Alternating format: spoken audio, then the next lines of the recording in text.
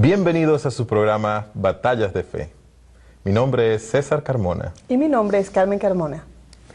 Hoy vamos a hablar acerca de el más allá, espíritus y fantasmas. Y quisiera empezar, Carmen, contando algo de este testimonio, de esa experiencia que tú tuviste cuando eras niña, camino a la casa de tus padres. Cuéntanos un poco acerca de eso. Bueno, este incidente sucedió, estábamos en la casa de campo con mis padres y teníamos que regresar a la ciudad. Y yo recuerdo que la noche estaba muy oscura, siempre me he caracterizado por ser una niña temerosa, con muchos miedos. Y yo estaba tan asustada, estaba todo tan oscuro, era una noche súper oscura.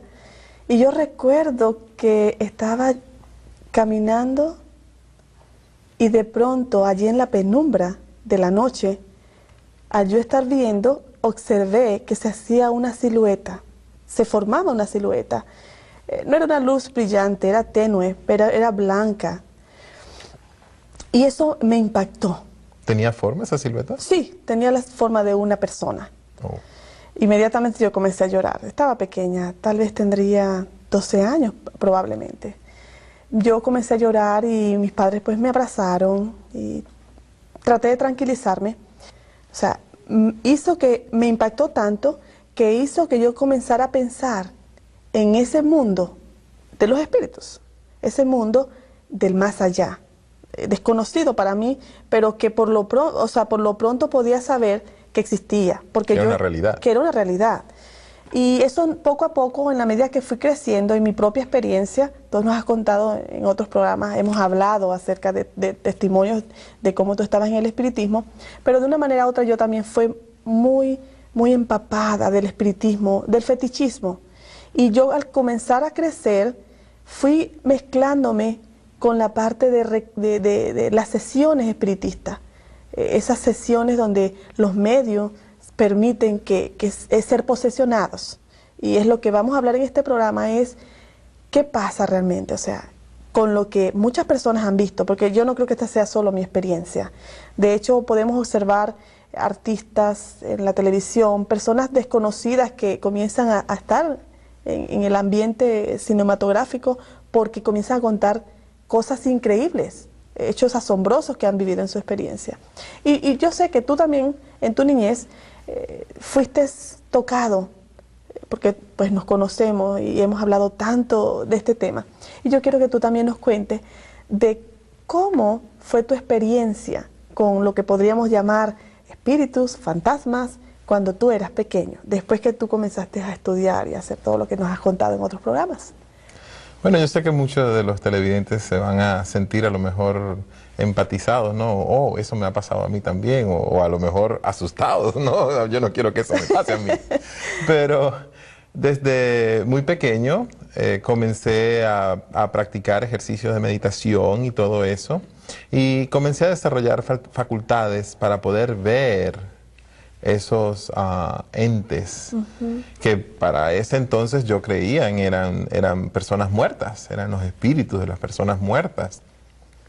Y recuerdo incidentes, Carmen, como cuando estábamos en casa de mis padres, yo tendría como, que serían 13 años.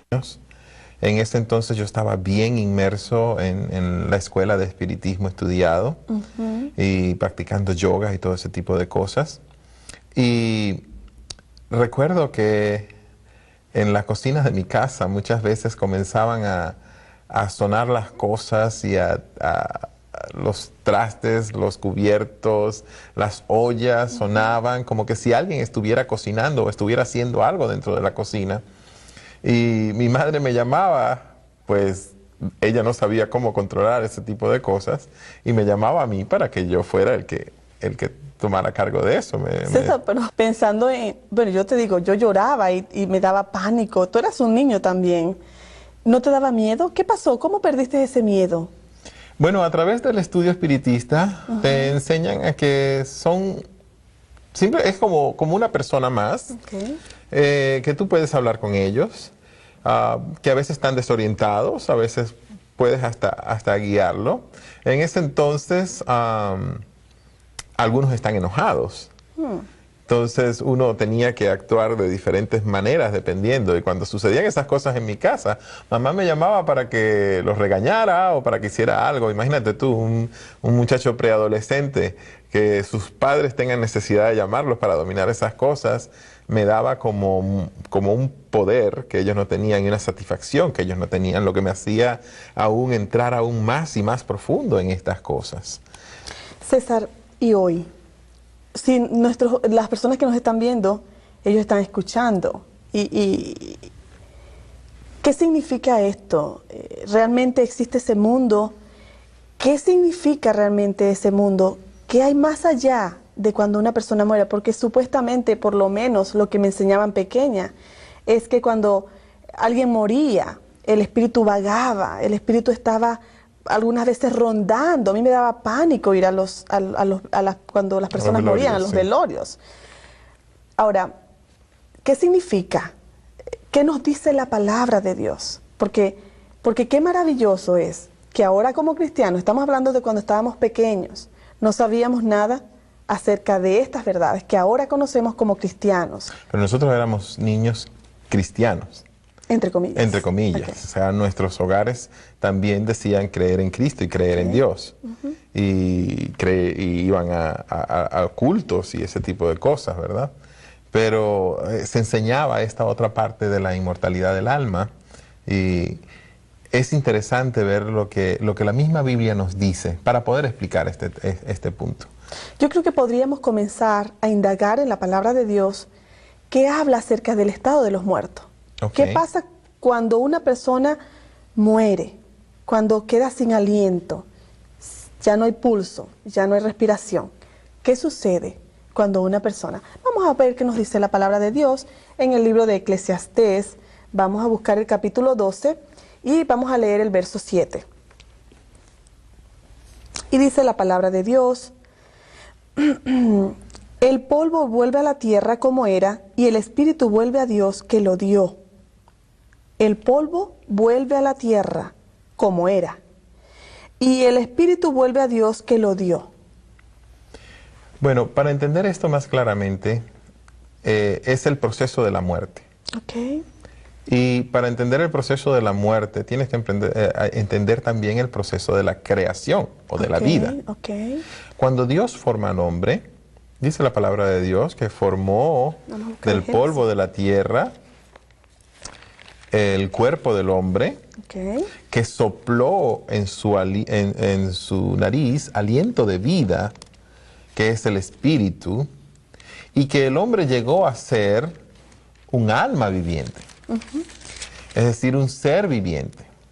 Estamos acostumbrados a que se nos dice que el alma es algo diferente, pero el alma simplemente es la suma de el cuerpo con el espíritu.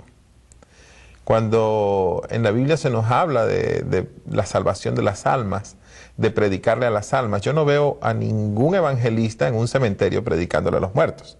Sí. ¿Verdad? Porque entendemos claramente que la salvación de las almas son seres vivos. Sí. Y es lo que nos dice la palabra de Dios. Yo quiero leer porque acuérdate que las personas que nos están observando tienen que saber lo que dice exactamente la Biblia. Claro. Ya lo dijiste, pero yo quiero leerlo directamente de Génesis, capítulo 2, del verso 7 en adelante. Está hablando acerca de la creación, pero vamos a leer el 7. Dice: entonces Jehová Dios formó al hombre del polvo de la tierra. Para entender un poquito el verso de atrás. Y sopló en su nariz aliento de vida, y fue el hombre un ser viviente. Y allí tenemos el momento de la creación. Un ser viviente, un alma viviente. Un alma viviente. Y el versículo que acabamos de leer en Eclesiastés nos dice que el cuerpo vuelve al polvo y el espíritu vuelve a Dios. ¿Qué pasó con el alma? Quedó vagando en algún lado, a lo mejor anda en medio de nosotros o está en alguna parte. Resulta que, como vimos, el alma es el resultado. Tú dices 1 más 1 es 2. Si tú quitas uno de los 1, pues simplemente no tienes 2. No existe. Es como la corriente eléctrica. Tú tienes un bombillo. Ese bombillo tiene una resistencia. Podríamos decir que el bombillo es un cuerpo. Y cuando tú le pones la electricidad, tienes luz, pero la luz es la suma entre el bombillo y la electricidad. Si yo quito la electricidad o rompo el bombillo, ¿qué hace la luz? ¿Se fue otra vez por adentro de la electricidad? No. Simplemente deja de ser, desaparece. Es la explicación bíblica del proceso de la muerte. Okay. El espíritu es esa energía que Dios nos da, ese poder respirar, Ese aire, ese aliento de vida. El cuerpo es la materia que Dios utiliza, pero el alma es simplemente la acción de vida. Es la un ser unión. que habla, un ser que se mueve, un ser que respira, un ser que piensa, es un alma viviente, un ser viviente. Y dice que cuando la persona muere, ese aliento vuelve a Dios, dice que lo dio. Sí. Okay.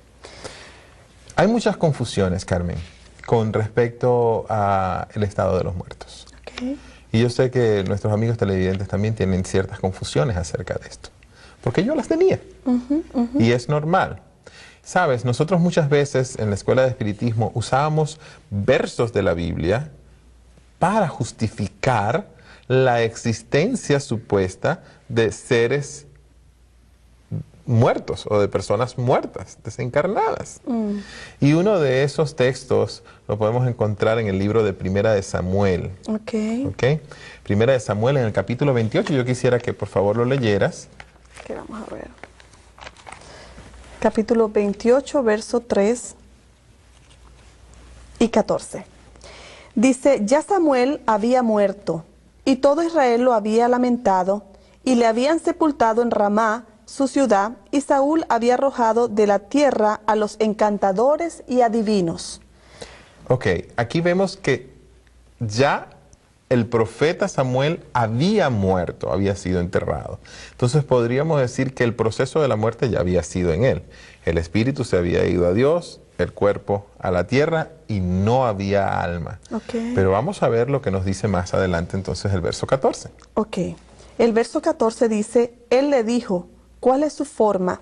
Pero al invitar a los amigos que nos están viendo, que lean completo el capítulo 28, y el verso es cuando Saúl le dice a sus soldados que busquen a una divina. Estamos viendo que primero los había echado, Dios le había mandado que los echara, porque Dios no lo aceptaba. Cuando Saúl estaba siendo acepto delante de los ojos de Dios y él seguía los principios y los mandamientos de Dios, Okay. Él echó de la tierra a estos sabios y brujos, porque son abominación, dice la palabra de Dios. Sí. Entonces el 14 dice, él le dijo, ya estaba consultando con la divina, sí. Él le dijo, ¿cuál es su forma? Y ella respondió, un hombre anciano viene, cubierto de un manto. Saúl entonces entendió que era Samuel, y humillando el rostro a tierra, hizo gran reverencia. Y ahí vemos entonces conversación que surge más adelante, las personas lo pueden leer, que se hizo entre un supuesto Samuel, ¿no?, que estaba llamado a pesar de estar muerto, y Saúl. Ahora, ¿quién era ese supuesto Samuel entonces, Carmen? ¿Qué podríamos nosotros decir? Entonces, si existen los muertos pueden hablar, porque aquí pareciera que la Biblia nos deja ver estas cosas. Y es lo que tenemos que tener cuidado. Un texto solamente no puede ser una base para una doctrina. La Biblia no se contradice. Y si la Biblia nos dijo en el principio que Dios había creado al hombre de una manera, nos dice que la muerte es un proceso de una diferente manera, ¿verdad? Y luego nos dice que no hay ningún conocimiento de las cosas físicas de este mundo, que los muertos nada saben. Sí. En diferentes pasajes de la Biblia lo podemos encontrar. Sí. Pero, entonces, ¿cómo es posible que Samuel haya hablado con Saúl? La única explicación para esto es que alguien usurpó el sitio lugar de Samuel. Quiero compartir algo contigo, y es que estos espíritus, supuestos espíritus, no son más que los ángeles caídos. Okay. Recuerdo en mi experiencia, cuando yo estaba en el espiritismo, llegué a un punto donde hay un momento en que se te quita la venda de los ojos. Hay mucha gente que vive casi toda la vida sin saber qué están haciendo. Pero a mí me gustaba profundizar mucho. Y ese profundizar mucho me llevó a conocer la verdad de ese lado oscuro. Resulta que después de una experiencia bastante dramática, que después la podríamos contar, de una invocación satánica y de cómo todas estas cosas fueron sucediendo, aunque yo no quería nada con Satanás, pero fueron sucediendo estas cosas. Recuerdo que después de esto se acercó un hombre que estaba posesionado y hizo ciertas cosas, y llegó el momento de revelarme qué era todo lo que estaba pasando. Y ellos allí no estaban nada inocentes, sabían completamente lo que estaba pasando. Y me dijeron, mira, aquí no hay ningún santo, ningunos ángeles, ningún muerto desencarnado, o un espíritu del santo que quieras nombrar. Que lo que pasa es, me dijeron, aquí los únicos que están es Satanás y sus ángeles, así mismo. Que ellos se hacen pasar por estas identidades para que la gente los acepte es otra cosa. Y es por eso, mis queridos amigos, que nosotros vemos que hay milagros que se dan porque la gente consulta con un santo, con un espíritu muerto, y podemos ver milagros, se van a ver milagros. Cosas como apariciones en radiografías, desapariciones de tumores. Satanás puede hacer infinidad de cosas. La palabra de Dios nos dice que Él hará descender fuego del cielo si fuera necesario para engañar a los escogidos. Así es, engañar, para engañar. Y fíjate, César, lo que dice la palabra de Dios acerca de justamente lo que estamos hablando, de cómo Saúl se dejó engañar por el enemigo y cayó tan bajo de consultar lo que Dios había dicho que no se debía hacer. Y yo quiero compartir el capítulo 19 de Levíticos en el verso Levíticos 19:31. Y dice la palabra de Dios: no os volváis a los encantadores ni a los adivinos, no los consultéis contaminándoos con ellos. Yo Jehová, vuestro Dios. En ningún momento en la palabra de Dios, Dios nos autoriza a andar consultando o a querer saber del futuro. De hecho, Saúl murió a consecuencia de todas estas cosas. Sí, más adelante vemos eso. Cuando vemos la historia. Y nosotros también podemos morir y estar en una situación desesperada. Pero, ¿qué podríamos, será que hay algo más que tú nos pudieras leer que hable acerca de esa abominación de Dios, acerca del... Sí, que Dios desprecia la adivinación y todo eso. En el libro de Deuteronomio, capítulo 18, del 10 al 12, dice: no sea hallado en ti quien haga pasar a tu hijo o a su hija por el fuego, ni quien practique adivinación, ni agorero, ni sortílego, ni hechicero, ni encantador, ni adivino, ni mago, ni quien consulte a los muertos, porque es abominación para con Jehová cualquiera que hace estas cosas, y por estas abominaciones Jehová tu Dios echa estas naciones de delante de ti. Qué contundente este verso, ¿verdad? Es una forma como Dios le dijo al pueblo de Israel, nos lo dice hoy a nosotros, que bajo ninguna condición nosotros debemos tratar de consultar a estas personas. Pero sabes, hoy en día la gente no necesita ir a un sitio a consultar. Hace una llamada telefónica, se comunica con un psíquico y el psíquico le lee y le dice el futuro. Va a los periódicos y ahí consiguen el horóscopo. Y acabas de leer la consultación de los astros, de los espíritus. Todo esto está involucrado. Es verdad. Está involucrado. Es verdad. Ahora, vamos a hablar un poco acerca de la protección. Y siempre, alabado sea Dios, porque la protección es Jesús. Amén. Jesús es la protección. Y yo quiero invitarlos a la Biblia en el capítulo 14 del libro de Juan, el verso del 1 al 6. Juan 14, del 1 al 6.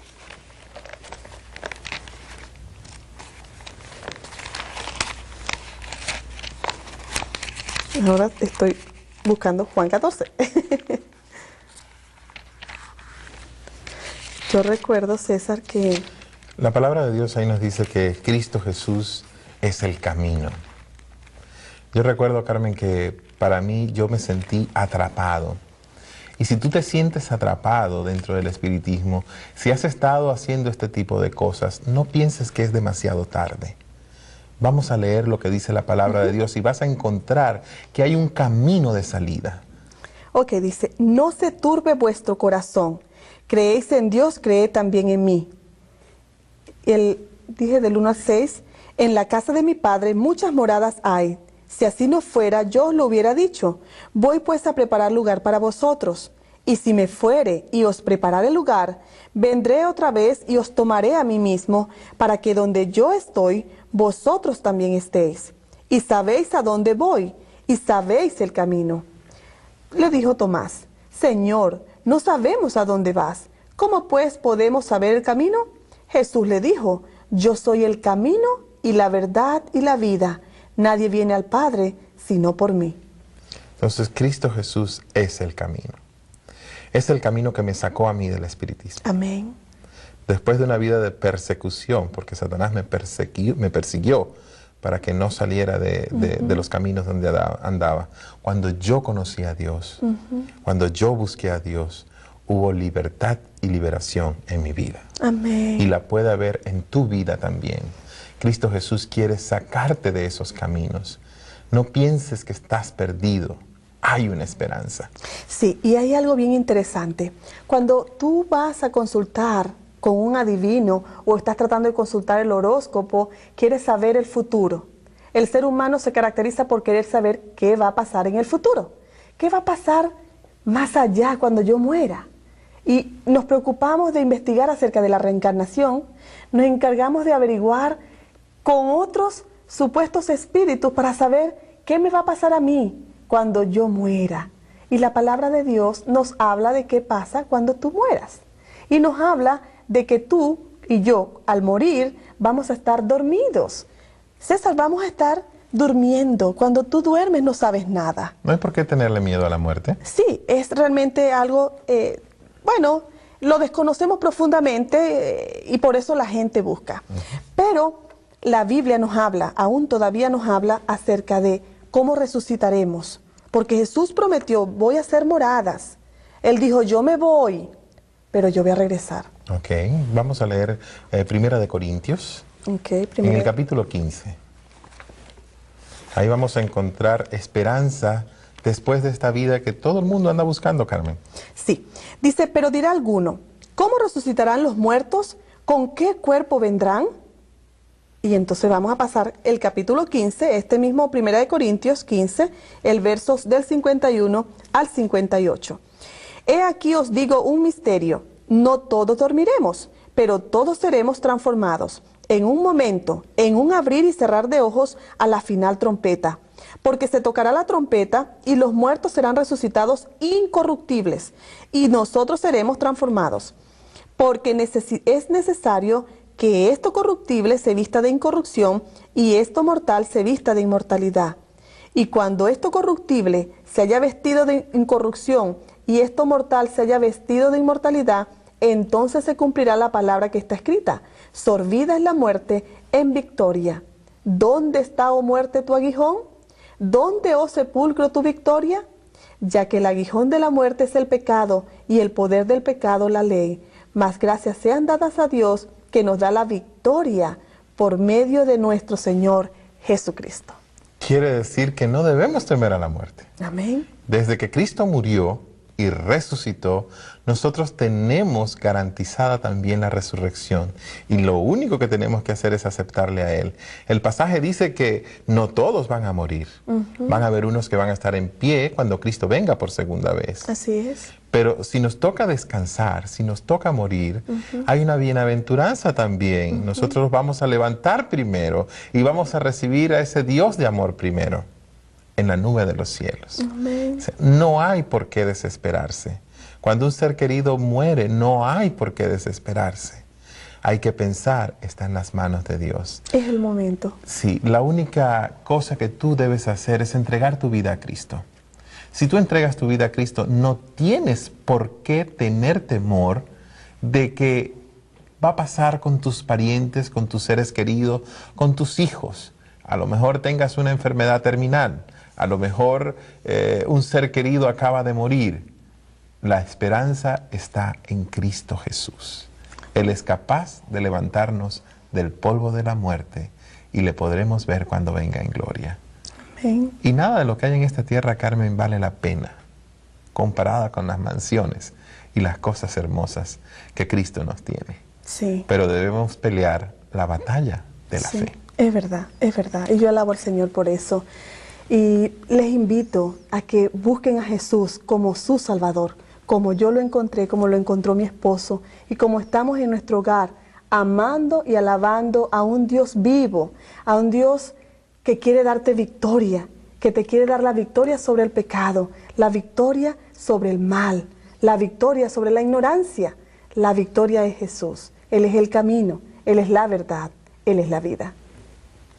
Gracias a Dios por todas estas cosas. Gracias a Dios porque no tenemos a qué temer. Así es. Es hermoso, de verdad, poder alabarle y glorificarles. Yo Bien. recuerdo, rápidamente para decirle a los amigos, yo recuerdo cuando tú estabas inmerso, que estabas en oscuridad, cómo fue la liberación. Yo recuerdo que cuando fuiste bautizado, cómo dejaste de ver aquellos supuestos espíritus, porque los seguías viendo, aún conociendo de Dios, aún queriendo alcanzarle, todavía se seguían manifestando. Sí, pero en el momento del bautismo, todas esas cosas cesaron. Todas esas cosas cesaron. Yo dejé de ver, yo dejé de sentir, yo dejé de oírlos, porque el Espíritu Santo estuvo en mí. Gracias, amigo, por estar con nosotros. Gracias por oír acerca de esta batalla de fe, que tú también puedes ser victorioso con ella. Gracias, Jesús te ama. Que Dios te bendiga.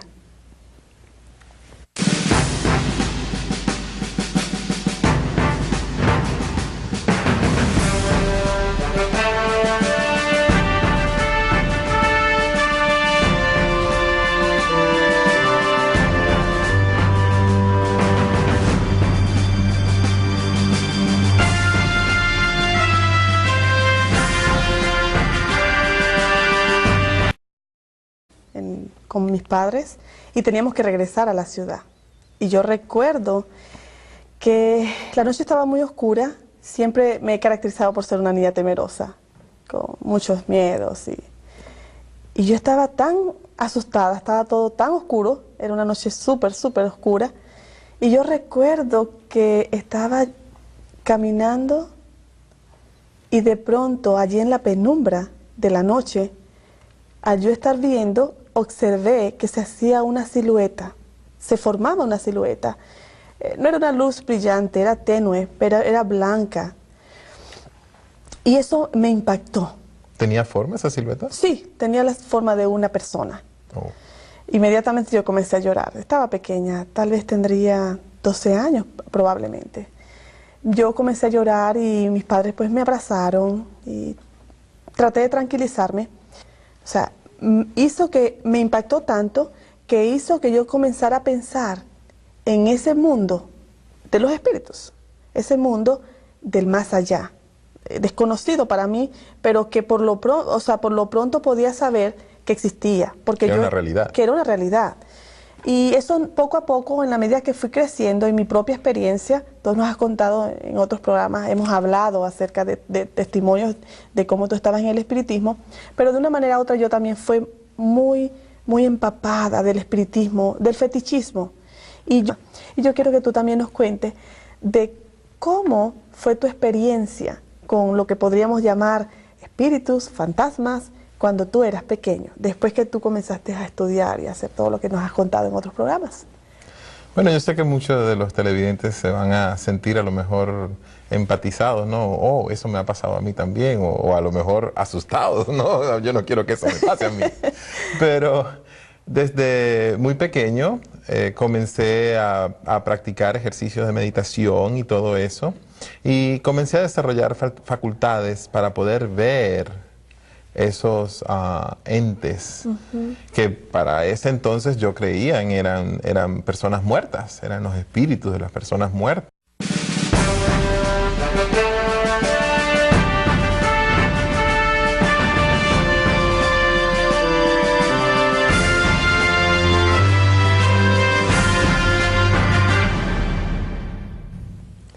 Bienvenidos a su programa Batallas de Fe.